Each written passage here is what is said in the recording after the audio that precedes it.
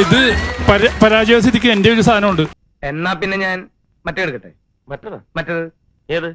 കാണിക്കേ അതുകൂടെ പരാജയപ്പെട്ടെ. ശരിയാ, ഒരു പരാജയത്തിന്റെ കൂടെ മറ്റൊരു പരാജയം. ഓ ഊഞ്ഞാലാട്ടിയതല്ലേ? ഏത് ഗസ്റ്റ് വന്നാലും ഞാൻ പാട്ട് പാടും. ഒരു 2 വരി പാട്ട് ഒരു പെണ്ണിന്റെ കണ്ണു നോക്കി ആ 2 വരി അങ്ങോട്ട് പാടിയാലുണ്ടല്ലോ, അവളെ എപ്പ വീണെന്ന് ചോദിച്ചാൽ മതി, പാടുവോ? എന്റെ ചെറുപ്പത്തിലെ തമിഴ് പാട്ട് ഞാൻ കാണാപ്പാടം പഠിച്ചു. അങ്ങനെ മിടുക്കന്മാര് വരട്ടെ. അത്രയ്ക്ക് അങ്ങോട്ട് പോണോ? ഒരു കുഴപ്പവുമില്ല. ഡ്രാമ സ്കൂളിൽ പഠിച്ചതിന്റെ ചെറിയ ഹാങ് ഓവർ ഉണ്ടെന്നേ ഉള്ളൂ. ഇവൻ ആള് മിടുക്കനാ. നീ ചെറുപ്പത്തിലെ പഠിച്ചതാ.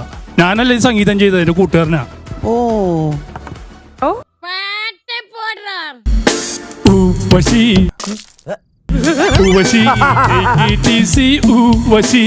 ഒരു 3 ഏത്തപ്പഴെടുത്ത് അവന്റെ ഉണ്ണാക്കി തിരികെ കയറ്റിക്കൂടെ.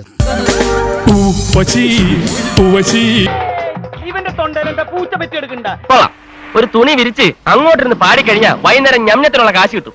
എന്നെ ഒന്ന് വിട്ടേരിട്ടാ.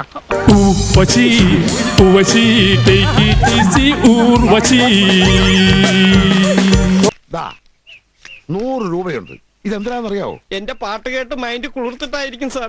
തെണ്ടി, ഇനി ഒരിക്കലും ഒരു പാട്ട് പാടാതിരിക്കാൻ വേണ്ടിയാ. അല്ല, എന്തോന്നറിയോ, ഞാൻ നോക്കിയെന്ന് വെച്ച് കഴിഞ്ഞാല് നോബി ഇങ്ങനെ നിക്കുവല്ലേ, പാട്ട് പാടുവാണേ, അടിച്ച് ഷേപ്പ് മാറ്റി അങ്ങനത്തെ ഒരു മുഖം.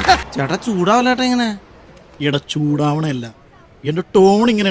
ഉർവശി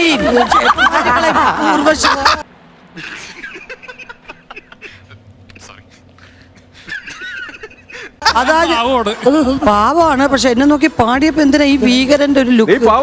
ഡോക്ടർമാര് പറഞ്ഞ അസുഖത്തിന്റെ പേര് കൺസൈസ്റ്റോളജി എന്നാ. ഇതിന് മരുന്ന് കണ്ടുപിടിച്ചിട്ടില്ല. പിന്നെ പോലീസുകാരും നാട്ടുകാരും ശരിക്കും പെരുമാറി. ഇപ്പൊ പരിപൂർണായി. ഇപ്പൊ ഈ കാണിക്കുന്നത് കാര്യത്തിനാണോ തമാശക്കാണോ ആർക്കറിയില്ല. എനിക്കറിയില്ല. അപ്പൊ നമ്മൾ